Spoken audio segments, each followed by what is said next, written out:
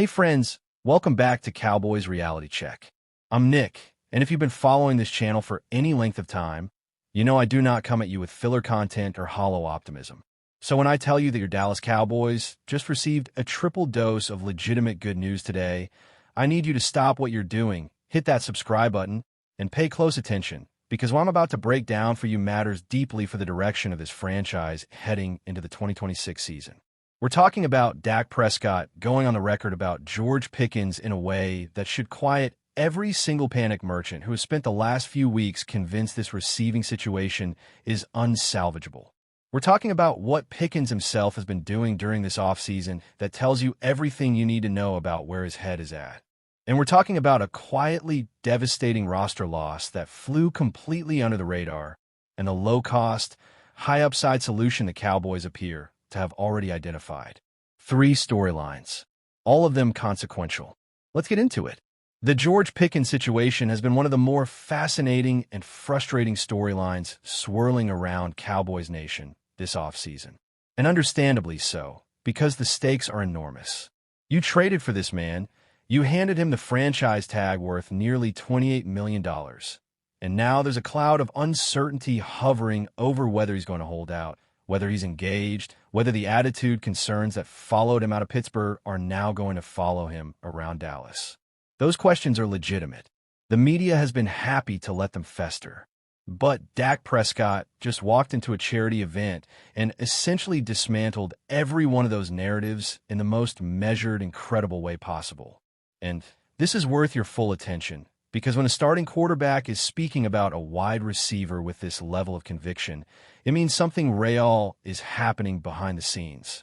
Let's set the stage first.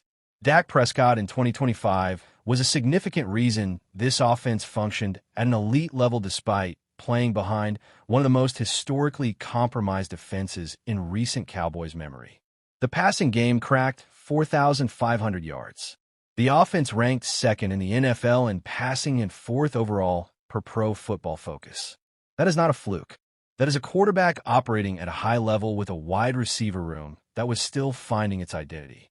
Now at a healthy offseason with George Pickens locked in as the undisputed number 1 target, and the ceiling for this offense becomes genuinely frightening for opposing defenses. There is a reasonable argument to be made that the Cowboys could field the most productive offense in the entire NFL this coming season. That argument gains traction significantly when you process what Prescott had to say about Pickens at that charity fundraiser. Prescott's comments were not the vague, diplomatic, we're all professionals type of quarterback speak you typically hear at these kind of public appearances. He was specific, he was enthusiastic, and he was personal. Prescott noted that this is the first real offseason that George Pickens has been a part of as a Cowboy, since the trade happened mid-process last year, and the two of them never had a full offseason program together. That context matters. You cannot fully evaluate the Prescott-Pickens connection through last season's lens because they were building chemistry on the fly with an incomplete foundation. This upcoming season is where that foundation gets properly constructed, and Prescott made it clear that Pickens has shown up for that construction process in a serious way. He's been active. He has been present. He has looked sharp. And critically, he has completely compartmentalized the contract situation, leaving all of that to the front office while he focuses entirely on football. That last part carries weight. It would have been easy for Pickens to approach this offseason with the kind of passive disengagement that often accompanies franchise tag situations, particularly for receivers who feel underpaid relative to the market. That is a documented pattern around the league. Players quiet down. They do the minimum required to avoid fines or suspension. They wait for the money. Pickens is not doing that. Prescott confirmed that Pickens has been throwing routes, working through concepts, and doing the kind of voluntary offseason work that coaches notice and teammates appreciate. Prescott's own home is currently undergoing renovation, so the group has been using a local high school facility to get their work in. Think about that image for a moment. Your franchise quarterback and your number 1 wide receiver are finding a high school field to throw routes in the spring because they want to be ready. That is not the behavior of a player who is mentally checked out. That is not the behavior of a locker room problem. That is a guy who, regardless of what happens on the contract front, wants to perform. And Prescott went even further by drawing a direct parallel to his own contract situation years ago.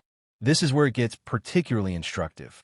Prescott played on the franchise tag in 2020.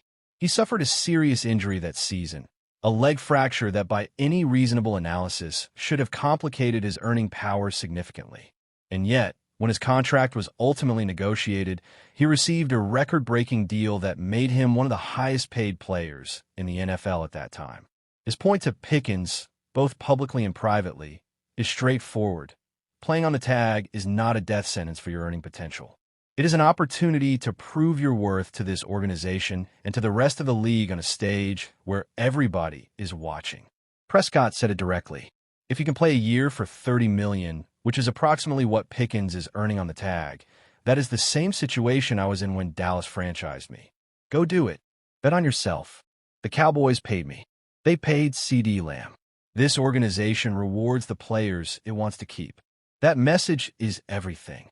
It is a quarterback vouching for a receiver not just with words, but with lived experience. Prescott did not hedge. He did not frame it as one option among many. He framed it as the path forward, the path he himself walked successfully. And the fact that he is saying this publicly at a charity event where media members can report on it tells you that he is comfortable with his relationship with Pickens being scrutinized. There is no tension between these two players. There is no quiet frustration being managed. There is genuine buy-in from both sides of what has the potential to become one of the more dominant quarterback-receiver partnerships in the NFC. The attitude concerns that followed Pickens out of Pittsburgh are worth addressing directly because they were real. There were on-field incidents in Pittsburgh that went beyond competitive fire and crossed into genuinely counterproductive behavior. The Cowboys were aware of those concerns when they made the trade. Jerry Jones was aware of them. The coaching staff was aware of them. And they made the trade anyway, which is itself a statement about how they evaluated what was situational and what was chronic.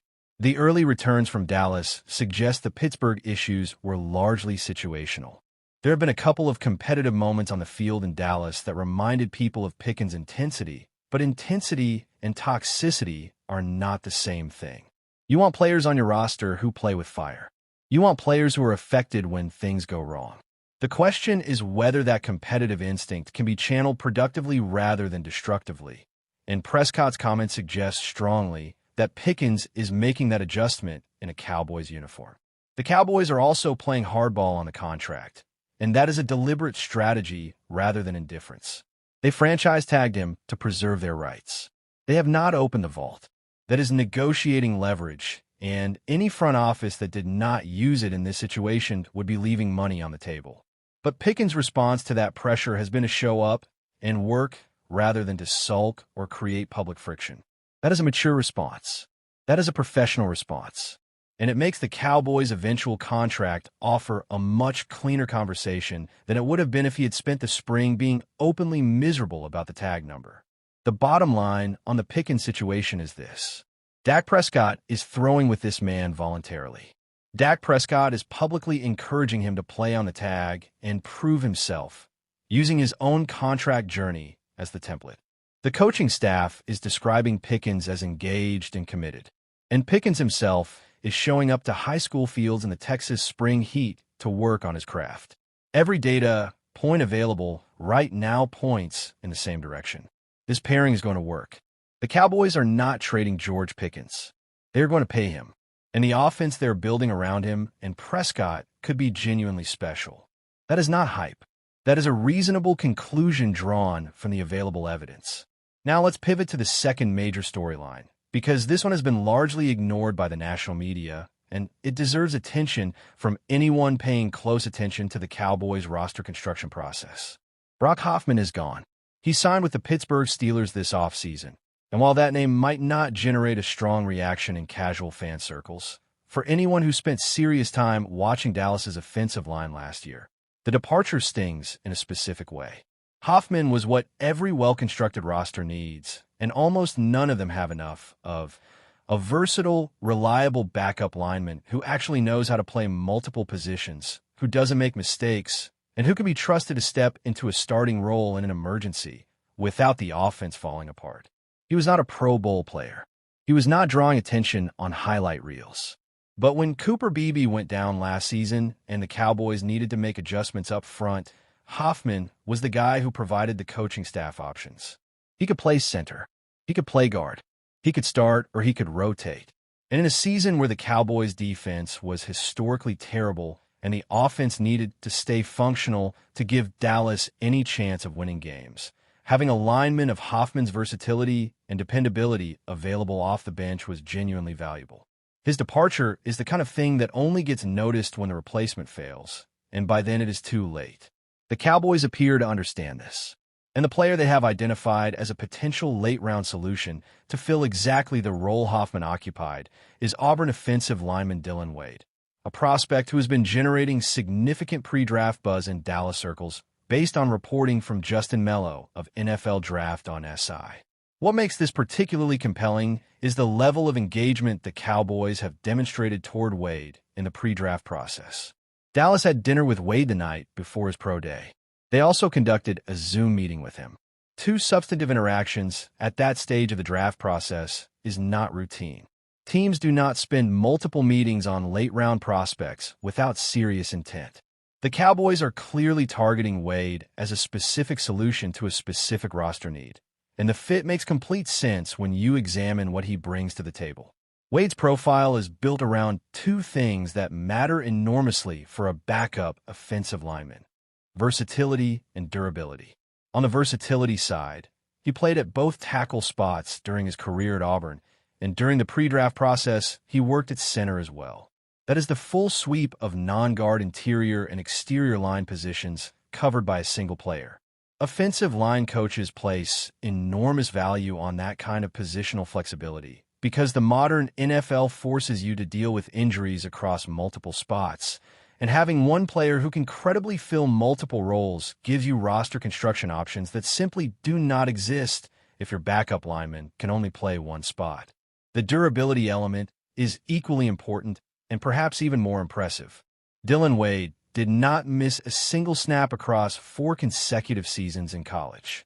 In a position group where lower body injuries are an occupational hazard and where attrition across a long college career is essentially expected, that kind of availability record is genuinely unusual. You can scheme around a player who has limitations in technique or strength. You cannot scheme around a player who is not available.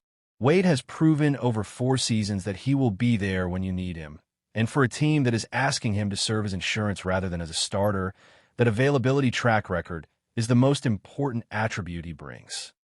His athleticism also profiles well for the role. At the NFL Combine, Wade posted a 5.02 40-yard dash at his size, which demonstrates the kind of functional athleticism you want from a lineman asked to cover speed rushers and stay in space on screen plays. He added a 28.5-inch vertical and a broad jump that both speak to explosive power. These are not eye-popping numbers for a skill position player, but for an offensive lineman at his size, they suggest a player who can get out of his stance cleanly, reach blocks in space, and stay in position against athletic pass rushers at the next level.